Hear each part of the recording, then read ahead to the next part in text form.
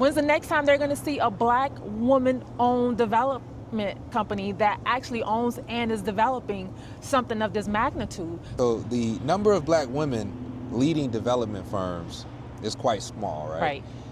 What barriers have you actually had to break through that you feel that is less talked about in order for you to be standing right here, right now? Right. Well, I tend not to focus on the barriers because there's not going to be any barriers for me. I'm going to, break down every wall that I need to break down. It's a boys' club.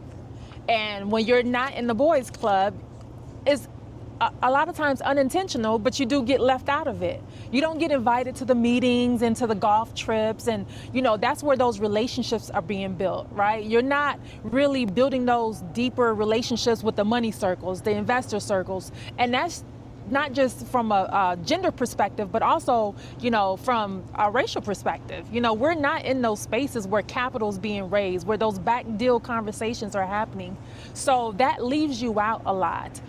So it's really about being intentional about it. So I'm intentional about how I show up, and I'm intentional about how I represent for others, because I know that even here, this might be a lot of times, I'm going to say this, that they would interact with a woman in this space, right? When's the next time they're going to see a Black woman-owned development company that actually owns and is developing something of this magnitude? So I'm very mindful about how I show up in that. So that they see my personality and they see what that represents and the opportunities that should be creating. I'm intentional about making sure that even on my next projects, when I can put my hands on it even more, like I want people within my circle who own businesses to be able to, bring your bid.